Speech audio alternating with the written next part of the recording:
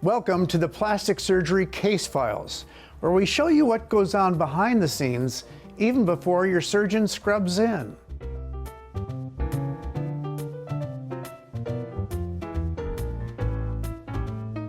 All right, Kristi, so this is a 40-ish woman, Okay. 2 children, wants breast implants, but was told by a plastic surgeon that in addition to her implants, she needed a lollipop lift. Okay. And she did not like that answer because the scars, to her were unacceptable. So how do you know when a patient actually needs a lift or not? Right, yeah. Obviously, this patient is beautiful to begin with. It's nice when you have a great canvas. We always talk about breasts being sisters, not twins, so asymmetry is super common. But the question in her is, what size does she want her breast to be, I think, because that comes into that biodimensional planning. I don't have any laterals on her, but certainly she's got some moderate ptosis, one side more than the other, of course, her larger breast. But the other question is how much vertical stretch is there? Because I think that comes into play too. It's not necessarily the cranial to caudal or up to down, but the pull, the tissue stretch. Don't have that there, but that sometimes pushes me over the edge of whether or not I need to add some skin tightening procedure.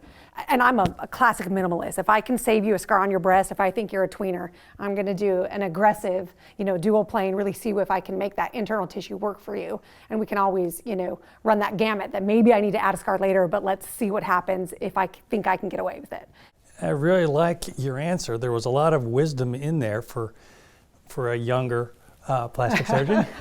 But I think that, to determine whether or not a patient needs a lift, you need to look at 2 things. One is the position of the nipple. Sure. And 2 is, as you said, the skin stretch, where you just pull on the nipple from the side view and see how much it moves. Right.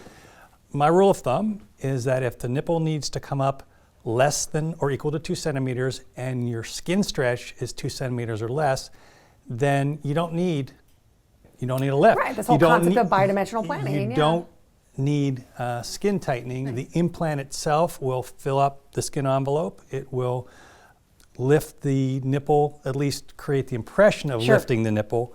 And I think a biplanar approach is very useful in that it puts the implant a little bit lower, so it lengthens the lower pole a little bit, and it doesn't, if the implant's too high, obviously the nipple looks lower. Right. So, how do you discuss, differential implants in these patients too? I mean, there's 2 schools of thought on this. Don't make their asymmetry become your asymmetry. So do you add fat maybe to the other breast, or do you do differential breast implants, either in width, profile? How do you approach something like this? Because I think that's a good conversation too.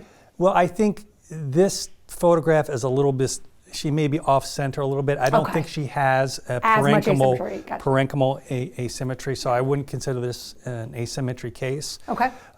That's another case we're going to present. But to answer that question, my personal opinion is you should try to keep the implants the same size. I'm a big fan of that, and do something and make the modification in the tissue, because over time you want the breast to have the same composition, same amount of tissue and the same amount of implants, so that they settle and age at the same rate. I'm absolutely agree with you in that instance too. I think a lot of people in town or in the country do something different. They may do differential implants in this patient, even if it's 30, 50 cc's of difference. Saline, of course, you can control that variable differently than silicone.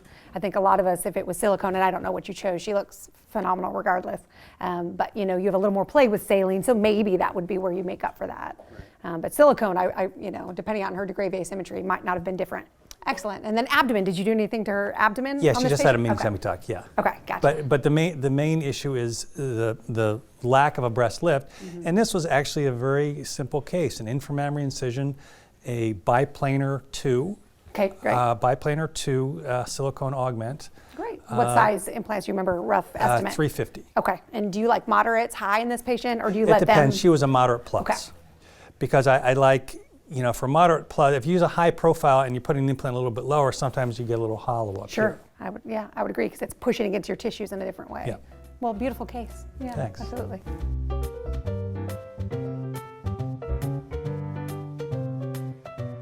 For more peeks behind the scenes of other plastic surgery cases, keep coming back to theplasticsurgerychannel.com.